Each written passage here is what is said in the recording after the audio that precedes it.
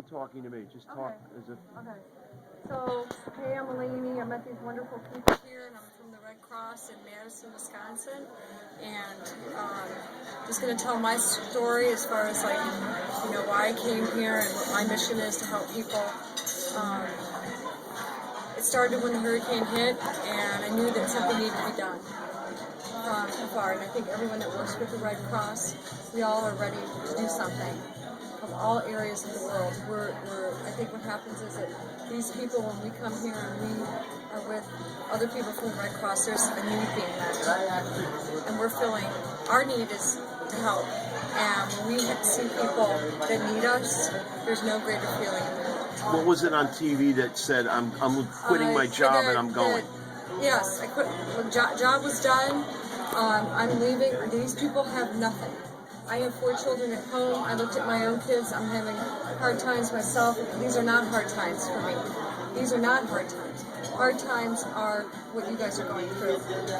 To lose everything, to lose possibly a life of a loved one or anything, but to lose everything that someone has worked for your whole life. Who prepares for that? You don't. We don't have a book that says this is how you're going to deal with this. And it's like kind of saving your golf balls. People have golf balls in life. These are the real ones. Our relationships with people, your mom, your dad, your brothers, your sisters, and I saw that today with the families that I took care of. But when I saw this all in the news, all week, I'm watching Dr. Drew, I'm watching Headline News, Diane Sawyer, I love Robin Roberts, she's in recovery now, bless her heart. George Stephanopoulos, love him. Through all the political bullshit that was going on and everything, kind of watch who's really concerned, who gives a shit, who doesn't. Excuse the language, but that's the truth. Kind of weed through all that shit.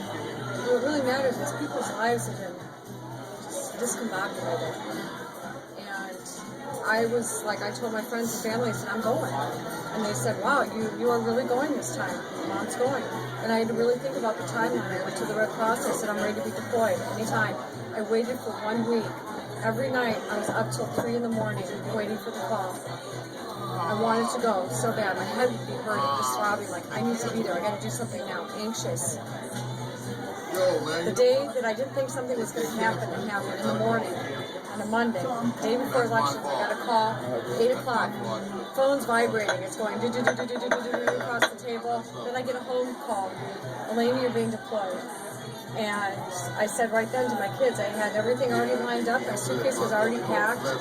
Arrangements were made for my kids, my bank, my power of attorney, for myself. If something happened to me, I spoke to my kids and I just explained to them too that this is something I need to do. And I had to ask them, are you okay with this? And a couple of them weren't. They weren't sure how they felt about it. Because they knew that something could happen.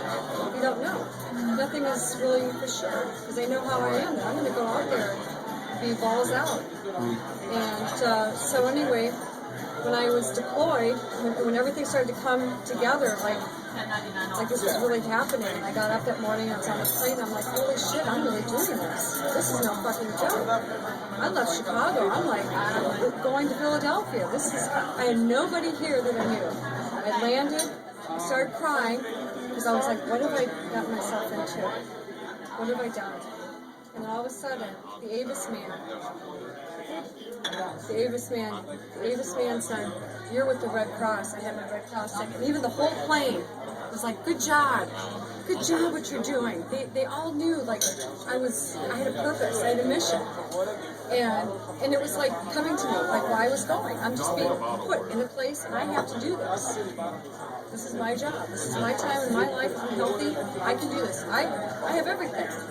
My kids are fine. They don't need me. These people need me. And so when I landed, the Avis guy took me over the car and they said, well, you got 3 hours to travel. And I'm like, what? So I stayed overnight.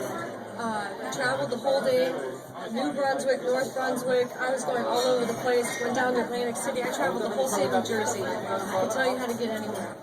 And finally made it up to the national headquarters, and it was the most incredible scene you've ever want to see in your life. You walked in, and it was a network of the most sophisticated computer people, heart people, gifted people that were all on the same mission. And so when you pull yourself, And they that were all kind of volunteers. energy, They were all volunteers. And when you pull yourself into that energy pool of all those people, and they're all at the same intensity level, You can accomplish anything. You can do anything. The Right. National Guard was there. National disaster trucks, supply trucks.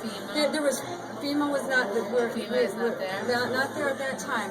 We had radio satellite trucks. There were utility people, utility men from all over that were staying at the national headquarters there. I mean, people just came all together, were housed, and would not back down until jobs were done, until people were helped. Then I kind of find out how this whole thing, how people were in shelters already, and how horrible. And the initial setting up for those people that the Red Cross set everything up initially, it's amazing. They had cots set up. What they do is they take a gym. They know that 400 people by standard measure, whatever, you have to know exactly how many people can fit in there, their needs, medical needs, nurses, staff, everything. Imagine people with disabilities, anything. Pregnant people, older people, people with bad health conditions, all this stuff. They made it work. They are instruments in making this whole network flow and get to a destination. And that's their goal, is to help people get out of the shelter and on to a new life and transition that so it's not drawn out. That is the ultimate goal. So when I went to the shelter today, I was a little nervous. It's different than my nursing when I see patients, whatever they're going through in life. It seems kind of trivial compared to illnesses and stuff that people will go home. But these are people that won't be going home ever, or a job. I've met a family of 4, Hispanic family. Husband, wife, 2 children, son and daughter. The son, you can just tell, had been crying, just felt like his whole life was taken away. The dad, I sat down and listened to their story. He told me, I said, can I introduce myself, and I need to get some information from you, and I want to know where you were, what time it was, and what happened, and what you did, and where did you go. And they told this all to me, and it was like a need of theirs. Like they didn't mind talking about it, because it almost helped them reassure that, yeah, we're not going back. We have to think forward. And that is the whole idea, too, of Red Cross, is thinking forward. You can sit back and say, oh my God, we've lost this, we've lost that, but the only way to get better in this situation is moving forward. We all have it. It's hard to do that in any process. We lose someone we love, whatever, and you got to get past a point, and then it's not so bad, because you start to get people in your lives that care about you. And people do care about everything.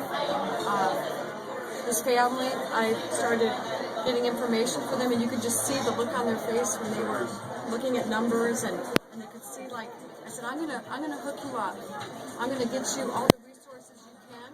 Gave them information on I wrote down all these numbers and just told them how to access information. The good news was they saved their identification. They had that. They had important papers with them, and they only had 2 garbage bags full of clothes, and that was it. And so but the father was so strong, and I kept telling this, because the mother could not speak English, and her name was Rosa, and I said, you are so lucky to have this man as your husband, because he is so strong, and you can tell he is the man, and he is going to have a home for you, and he's going to find a job, and these kids were like rocks, and they knew, like, I said, you guys have each other, and you can tell the fear that they had when they were going through all this. That this will not happen again. We will get this. This is nothing. The irony of all this, after I was finished helping them and I gave him hugs, and he shook my hand and said, thank you so much, they were outside playing volleyball. And I saw spirits just in them that were like, we want to play. We want to live. We want to do life. We just want life back. We just want to go back to some part of life. There happened to be a volleyball court outside, and it was broken down, and they still managed to find a ball and engage in the spirit of playing. And they were laughing, and then when I left, I saw them, they came running from the sand, and we were hugging, and it was just the most incredible feeling. And I went back to my unit today, and I said, you know what, this is it. This is everything. And then I